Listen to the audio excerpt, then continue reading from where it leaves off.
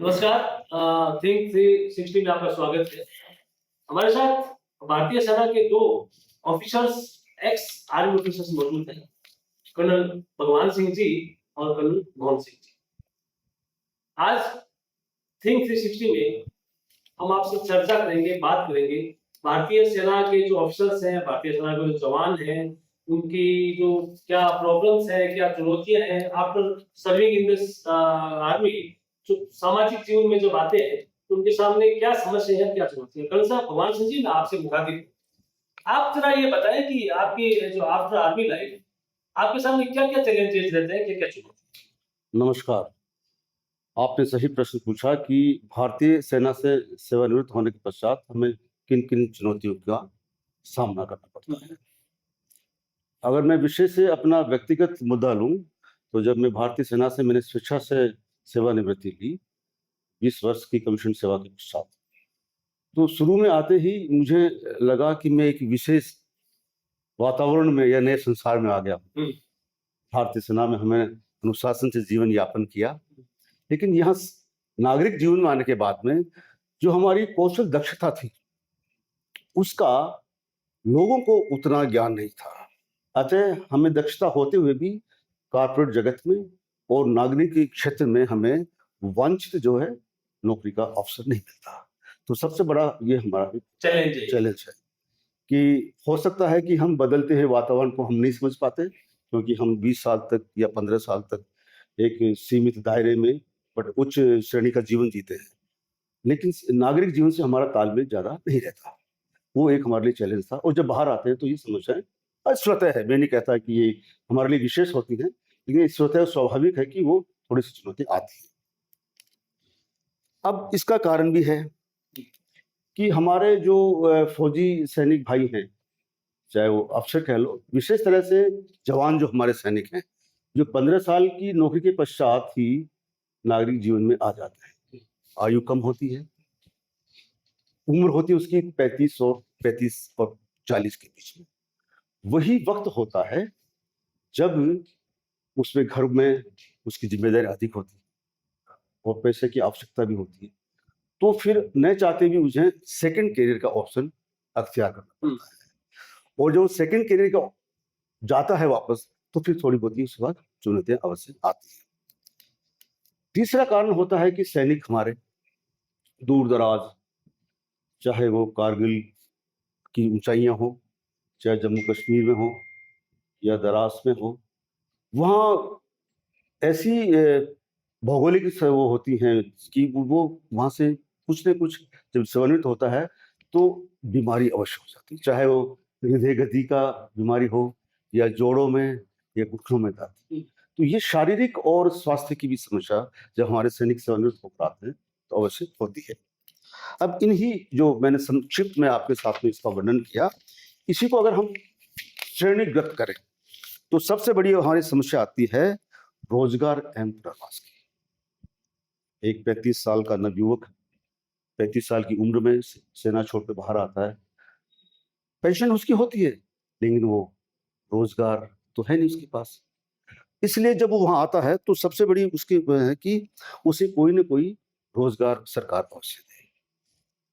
उसके बारे में कर्नल मोहन सिंह जी जो मेरे समक्ष बैठे हैं, वो बाद में हमें बताएंगे कि राजस्थान सरकार जो है भूतपूर्व सैनिकों को क्या क्या मदद करती है रोजगार के लिए। दूसरा कारण जो वो है कि मैंने आपसे पहले कहा है कि जो हम सैनिक की, चाहे वो सैनिक हो या जेशो साहिबान हो या अफसर, उसकी जो सैन्य कौशलता या दक्षता जो वो ग्रहण करता है अपने सर्विस के दौरान, उसका समतुल्य उपयोग कॉर्पोरेट जगत में नहीं हो पाता। क्योंकि यहाँ जो है कॉर्पोरेट जगत में स्वतंत्र है सभी, वातावरण अलग है। सेना में हम अनुशासन से सुरक्षित रहते हैं, वहाँ रैंक वाइज सभी की जिम्मेदारियां होती हैं। तो ये हमारे लिए थोड़ा सा चैलेंज होता है, और हम फिर उसमें उसका अनुसरण करके उससे हम हो जाते हैं, अडेप्टिविटी हमारी हाई है फौज में, हम कर लेते हैं। दूसरा क्या होता है कि सामाजिक और सांस्कृतिक जो पुनः समायोजन होना चाहिए, क्योंकि अब सेना में रहते हैं, सोसाइटी से दूर। अब 15 साल बाद में जब वापस हम नागरिक जीवन में प्रवेश करते हैं तो फिर हमें संबंधों को वापस पुनः जागरण करना होता है। आप इसे मजबूरी कह लें या सैन्य सेना की आवश्यकता है कि हर 2 और 3 साल के बाद हमारा स्थानांतरण हो जाता है। तो कहीं भी एक जगह अगर हम 2 साल के दौरान अगर कोई सामाजिक संबंध बढ़ाते भी हैं, तो फिर वो वापस शून्य स्तर पे आ जाते हैं, क्योंकि हम दूसरे स्थान पर चले जाते हैं। तो फिर रिटायरमेंट के बाद में हमें वापस ये हमारे समाज और संस्कृति के दोबारा पुनः समायोजन करना पड़ता है। वह भी हमारे लिए एक चुनौती का विषय है। इसके अलावा तीसरा क्या होता है, मैंने आपसे पहले कहा कि हम ऐसे भौगोलिक क्षेत्र में रहते हैं जहाँ -40 डिग्री तापमान रहता है। तो हमारा जो शरीर है इस बदलते भौगोलिक आवश्यकताओं के कारण शरीर में अवश्य उसका प्रतिकूल असर पड़ता है। इसलिए आप देखेंगे कि युवा सैनिकों को भी कईयों की जोड़ों में दर्द है, किसी के हृदय गति की समस्या है, तो ये भी हमारा है एक समस्या रहती है। हालांकि सरकार जो है अपनी तरफ से काफी कार्य भी करती है। दूसरा जो चौथा आखिरी जो हमारा चुनौती वो ये है कि जिस समय हमारा सैनिक पेंशन लेकर के सेवानिवृत्त लेकर आता है, वो एक उसकी निर्धारित पेंशन होती है, परंतु कालांतर में बाहर जो है आर्थिक स्थिति या जीने रहने का जो है मूल्य बढ़ता रहता है, तो जीवन यापन में उस पेंशन से उसका कार्य नहीं चल सकता। विश्व में कितने बदलाव आ रहे हैं, उस बदलाव की जो गति और संवेग से जो बदलाव आ रहे हैं, उससे हमारे सैनिक की जो पेंशन है वह उसका ध्यान नहीं रख पाती। इसलिए हमें फिर से वापस कोई न कोई नौकरी करनी पड़ती है, चाहे व्यक्ति किसी ही रैंक से आए।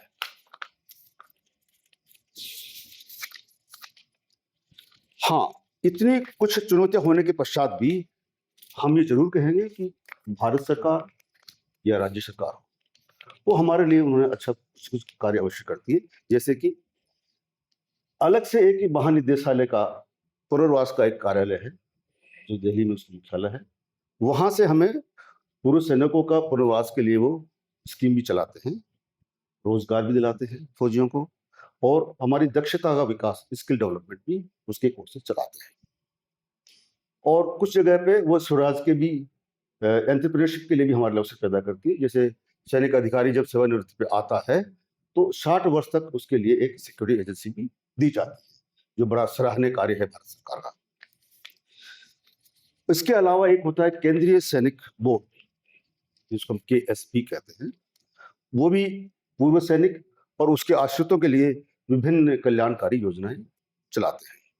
कई बार वो हमें वित्तीय सहायता भी देते हैं और अन्य सुविधाएं भी देते हैं। केंद्रीय सैनिक बोर्ड जो है वह राष्ट्रीय स्तर पर है, उसी के नेक्स्ट लेवल पर है हमारा राज्य सैनिक बोर्ड। तो राज्य सरकार, स्पेशली राजस्थान की हम बात करें तो राजस्थान सरकार ने भी हमारे लिए अलग से कार्य कर रखा है, अलग से मंत्रालय है, उसके मंत्री महोदय हैं हमारे पास, और जिला सैनिक अधिकारी हैं हर जिले में। तो हमारे भूतपूर्व सैनिकों की सुविधाएं को सुनते भी हैं, समस्याओं को सुनते भी हैं और समाधान भी करते हैं अपने स्तर पर। तीसरा जो कार्य किया है सरकार ने ये वो है कि ECHS यानी भूतपूर्व सैनिक अंशदायी स्वास्थ्य योजना। ये बहुत प्रशंसनीय कार्य है। जैसे मैंने कहा कि हम दूर दराज क्षेत्रों में रहते हैं, बीमारी से ग्रसित हो जाते हैं, उसके लिए हमारे पास कैशलेस सर्विस होती है। उसके अंदर फौजी, उसके आश्रित, और यहाँ तक कि अगर वो उसकी लड़की जो है, अगर वो अविवाहित है, चाहे कितने वर्ष की हो, या विधवा है, इस कार्ड से उसका भी कैशलेस उपचार होता है। फिर आजकल नया स्कीम निकाला है ECHS में कि अगर कोई व्यक्ति 65 साल से ऊपर है तो उसकी दवाई भी जो है होम डिलीवरी होती है। ये पिछले 3-4 महीनों में प्रारंभ हुआ है, अति प्रशंसनीय। Home delivery? हाँ, उसको पोस्टल डिपार्टमेंट के थ्रू जो है होम डिलीवरी होती है।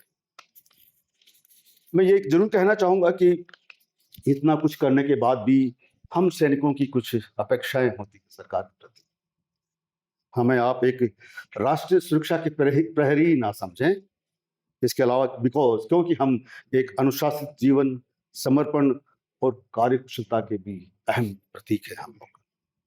इसलिए हम चाहते हैं कि समाज, उद्योग जगत और सरकार हमें सम्मानजनक पुनर्वास का और अधिक कुछ सुविधाएं प्रदान करें, उपयुक्त रोजगार भी दें हमें, जो हमारी दक्षता है उसके अनुसार हमें रोजगार दें, और नागरिक जीवन में आने के बाद हमें कुछ पर्याप्त सुरक्षा की भी आवश्यकता है, चाहे वो स्थानीय पुलिस के सहयोग से हो या जैसे भी हो।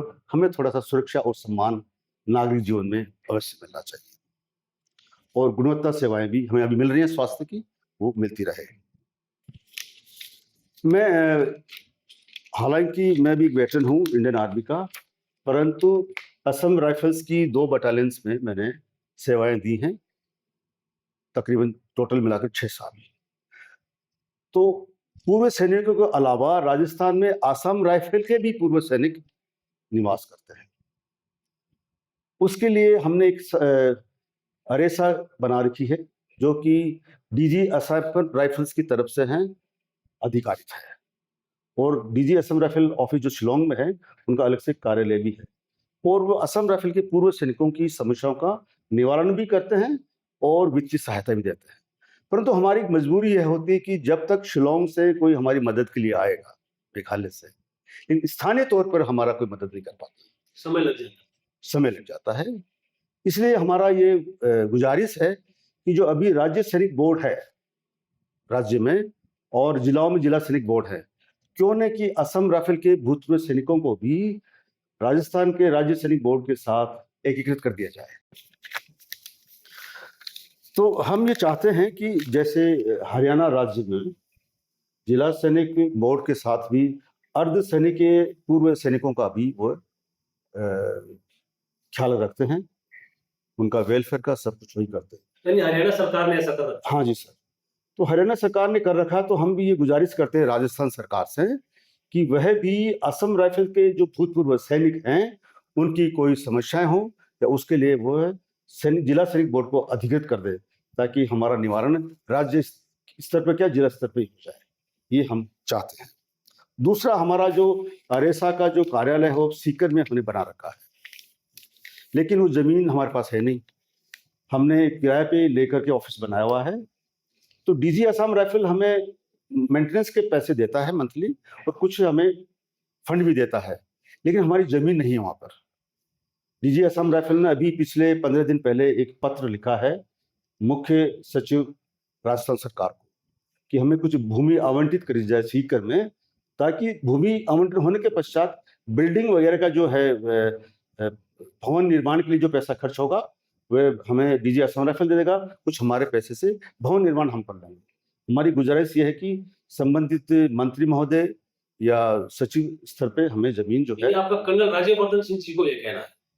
हाँ श्रीमान, आपने सही कहा, राजस्थान में जो है सैनिक कल्याण मंत्री आदरणीय कर्नल राज्यवर्धन सिंह जी राठौड़ हैं, और हमें गर्व है कि हमारा ही कोई एक भूतपूर्व सैन्य अधिकारी इस जिम्मेदारी को निभा रहा है, मंत्री पद पे वो सुशोभित है। तो अवश्य उनका अगर हमारे प्रति वही बॉन्डिंग है तो ये कार्य हो सकता है। कोई एक ऑफिस के लिए जमीन आवंटित कराना इतना बड़ा कार्य नहीं है। सरकार संबंधित जिला अधिकारी या जो डिस्ट्रिक्ट मजिस्ट्रेट सीकर को आदेश दे सकती है।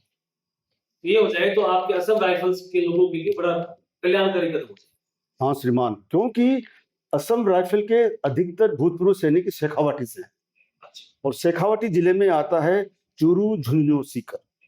इसलिए हमने सीकर को मध्य रखते हुए अपना ऑफिस बनाया है, जो हमने जमीन किराए पे। बहुत सही होगा। तो अभी जो कर्नल साहब, अभी जो राजस्थान सरकार एक्स आर्मी ऑफिसर्स के लिए, एक्स जो सैनिकों के लिए जो मदद कर रही है, काम कर रही है, वो सेटिस्फैक्टरी है या उसमें और सुधार की गुंजाइश? नहीं, हम सरकार की भूरी भूरी प्रशंसा करते हैं। हमारी समस्या का सभी समाधान हो रहा है। सिर्फ यही है कि अगर कोई छोटी मोटी चीज होती है तो उसको थोड़ा जल्दी सुन लिया जाए। जैसे अगर कोई हमारा भूतपूर्व सैनिकों की कोई संस्था हो या कोई भूतपूर्व सैन्य अधिकारी हो, वरिष्ठ अधिकारी, अगर वो कहीं मंत्री महोदय के पास जाए अपनी बात को लेकर के, तो उसका थोड़ा सा शीघ्रता से, आत्मीयता से और आदर से उसकी समस्या का निवारण हो जाए तो प्रशंसनीय है। कर्नल मोहन सिंह जी, आप लंबे समय तक आर्मी में सेवा करके आए हैं और बीकानेर जिले के ही आप मूल निवासी हैं। आप जरा बताइए कि जो बीकानेर जिले के परिप्रेक्ष्य में या राजस्थान के परिप्रेक्ष्य में जो आर्मी के जो लोग हैं, उनके लिए क्या अपेक्षाएं आप करते हैं सरकार से? सबसे पहले तो मेरा बेटा भी फौज में है, 4 पीढ़ी फौज में हो गए। मेरे ग्रैंडफ़ादर वो फर्स्ट वर्ल्ड वॉर में थे, तो फर्स्ट वर्ल्ड वॉर में उनको ओबीई, आईडीएस मिला और 3 पीढ़ी तक पेंशन का। फिर मेरे ताऊ जी थे, वो लेफ्टिनेंट जनरल रिटायर हुए, अभी भगवान सिंह जी कह रहे थे असम राइफल का, वो डीजी असम राइफल थे, तो उनके कारण कम से कम अपने खासकर ये शेखावटी इलाका, बीकानेर और नागौर में 1000 के ये करीब ये बच्चे भर्ती हुए थे जब वो डीजी असम राइफल थे। तो ये असम राइफल है कि असम राइफल को इसमें ईसीएचएस में तो कर लिया, लेकिन एक्स सर्विसमैन के वो पेरोल में नहीं है। वो होना बहुत जरूरी है कि वो, नहीं तो शिलोंग से कोई भी उनकी समस्या हो तो शिलोंग डीजी असम राइफल लिखो तो काफी परेशानी होती है। और ये रही बात जो फौज की जो पॉलिसीज बनी हुई है, बहुत ही बेहतर है। अगर सही मायने में वो इम्प्लीमेंट हो तो हमें किसी चीज की समस्या नहीं हो। मेन है ये चीजें इम्प्लीमेंट नहीं हो रही। जब भी कोई एक्स सर्विसमैन नौकरी आता है तो एक्स सर्विसमैन कोटा है।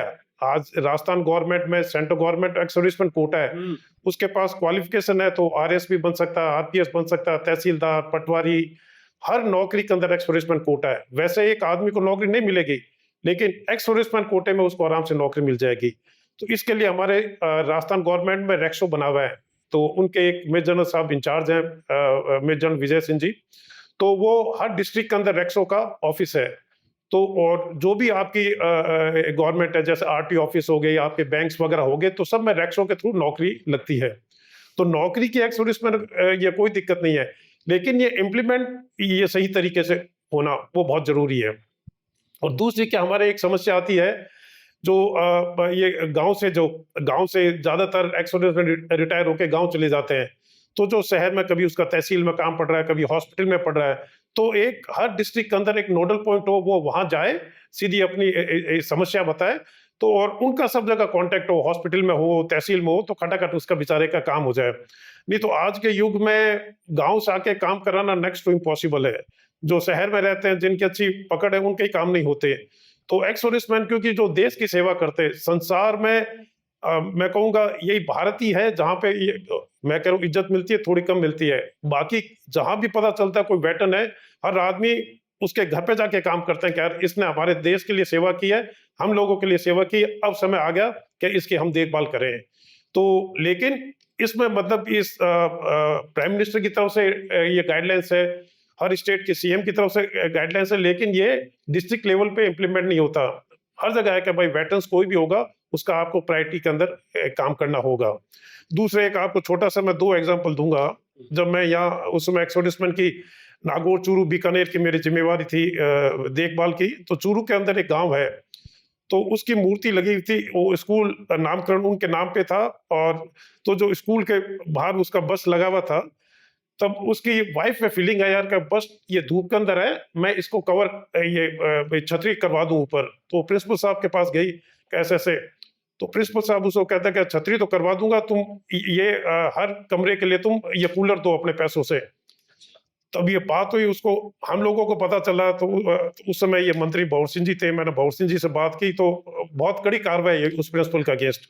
मैं ये नहीं बताऊंगा क्या कार्रवाई हुई, तो कौन सी स्कूल थी, लेकिन ये देखो आदमी एक प्रिंसिपल की कैसे हिम्मत होगी, एक विधवा है जिसके पति ने देश के लिए शहादत दी है, उससे आप ये मतलब ये कह रहे को ये कूलर लगा दो, जबकि स्कूल की उसको तो कहने की जरूरत होती है, स्कूल की प्रिंसिपल की जिम्मेवारी है वो छतरी बनाए, वो तो बेचारी अपने पैसे से।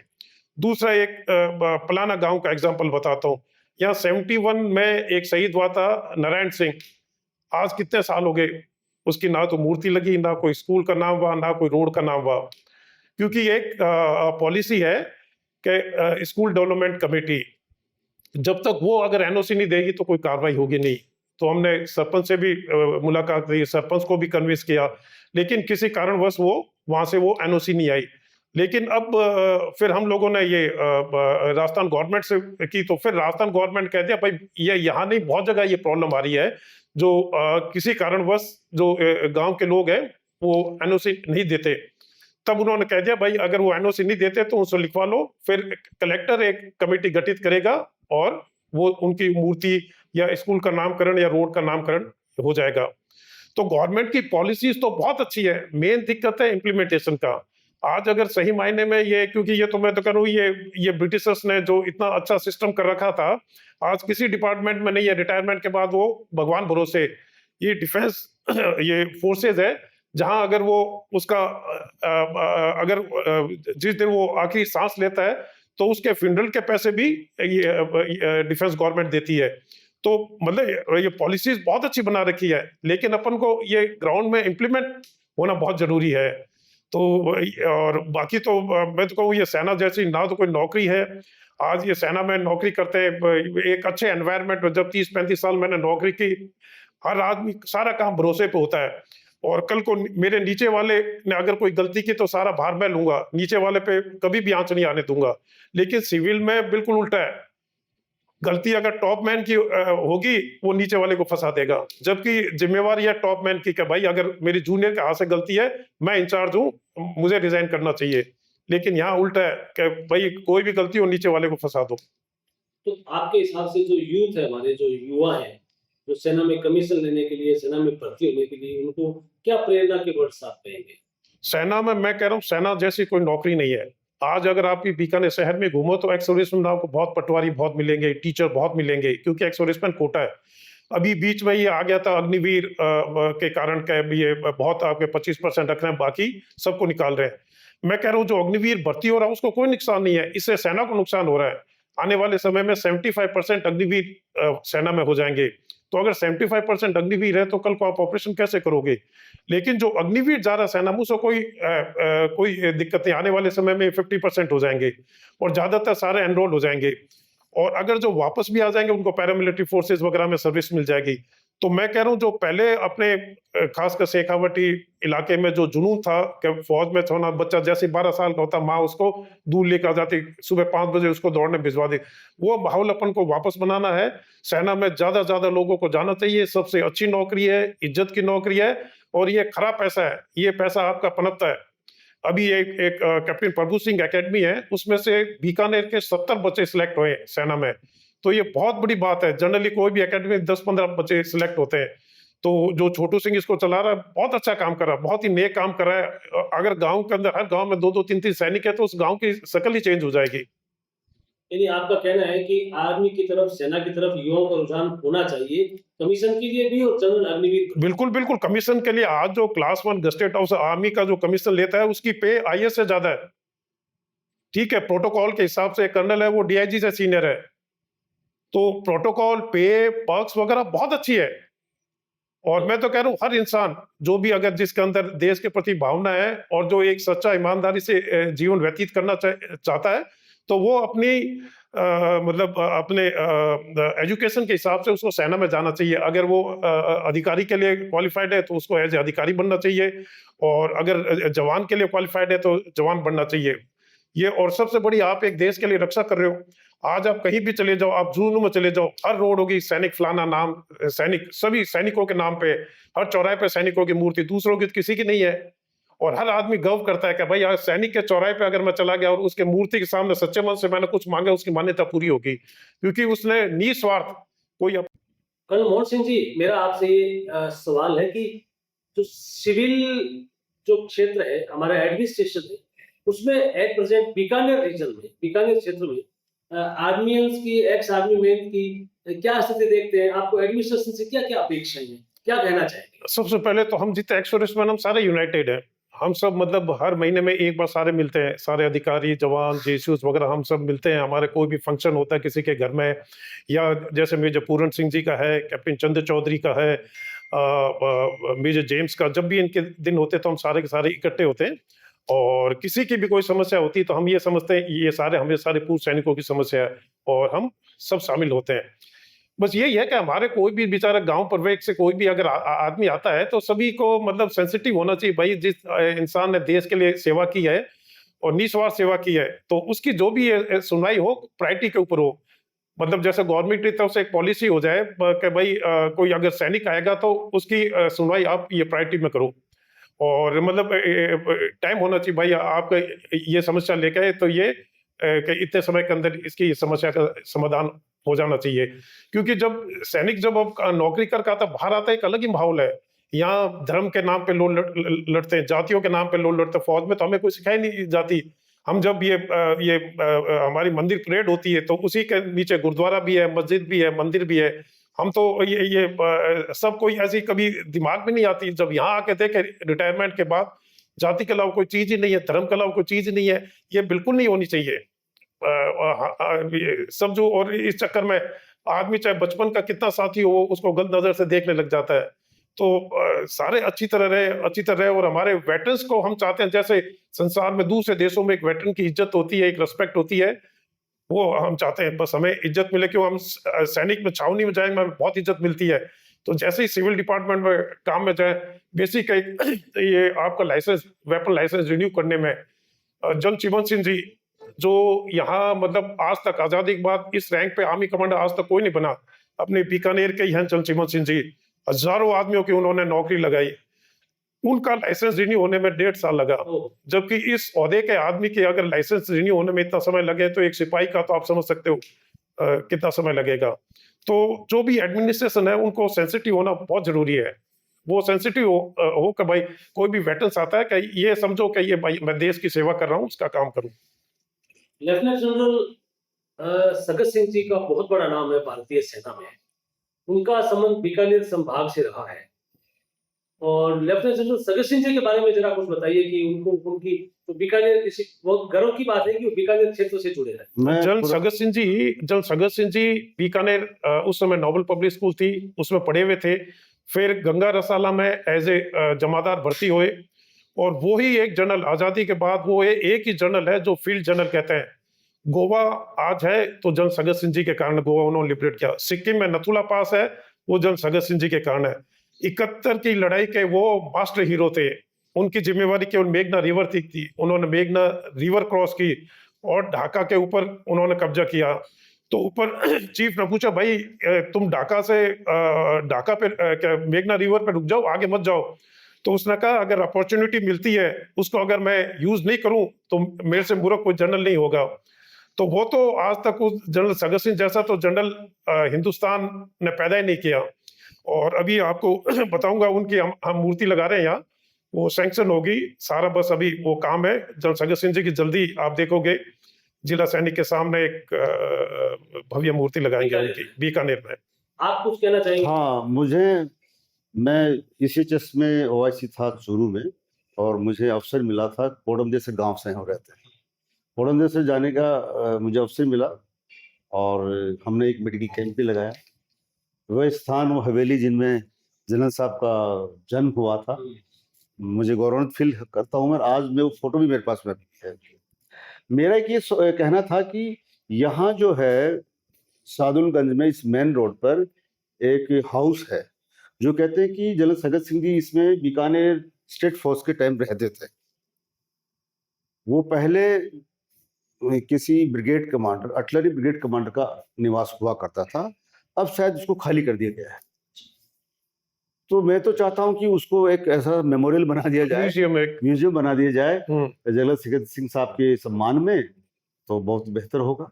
नहीं, इसमें कल भगवान सिंह जी बता रहे हैं, ये जो हाउस है उसमें म्यूजियम, मतलब बीकानेर के जो भी वॉर में शहीद हुए, जिन्होंने फौज में अच्छा काम किया है, और बीकानेर स्टेट फोर्सेस, साधु लाइट इन्फेंट्री, गंगा रसाला, विजय बैटरी, डुंगल आंसर, इन सब का पूरा उसमें इतिहास होगा।